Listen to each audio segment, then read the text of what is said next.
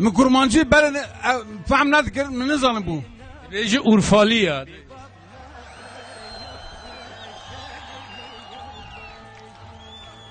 نا واجی اورفالی ازی اورفالی ما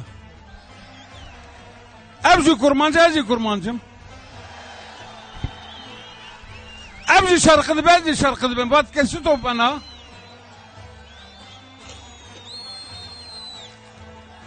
Ahmet Qazi dilime ruhime tişte gelek hoş çeydi ben hevidarım edi aştiye çebebe millete jev hazbiken Kurd, Türk, Arap, Faris, Acem hemu millet Ume Brasili Türkiye'ci tişte gelek baş çeydi be aştiya milletan her tiş kabuldu be Ulu velate vejid işte baş çeydi be Seroke Mesut Barzani gelek dolovan u hejar u delale ha ya hun dilimin ruhimin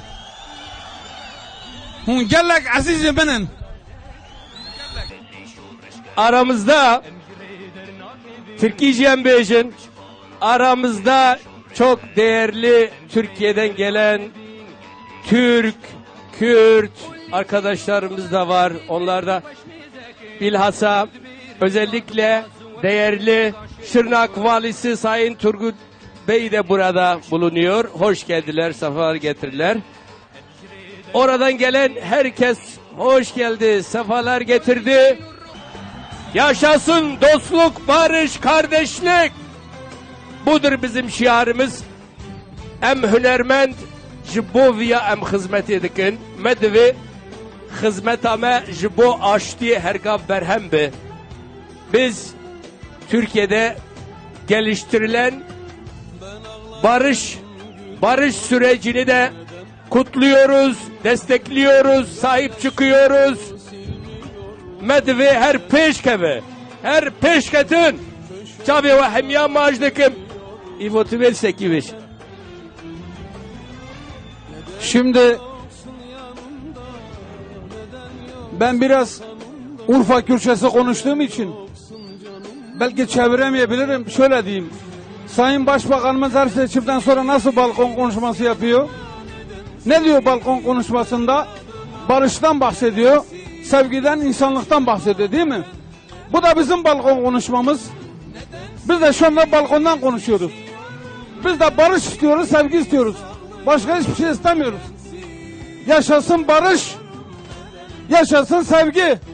Az önce Şüphan kardeşim dedi ki,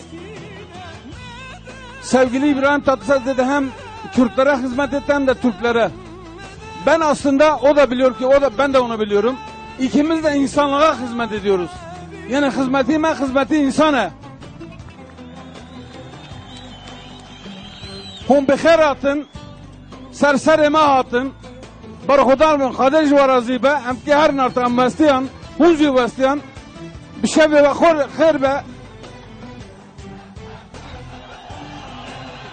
Megri, daye megri. Megri, daye megri.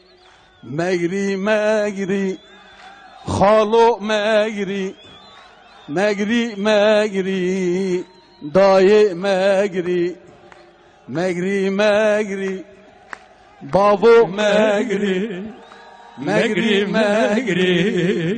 daye megri. Megri, babo megri. Megri, çabo megri.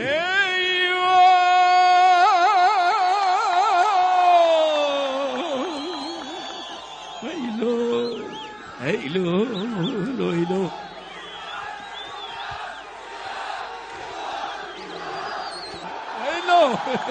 Dam xatır eva. Çavê we hemiya maaş dikin. Em ê hevdû bibînin. İnşallah, inşallah emi. Zahod bir parizgah.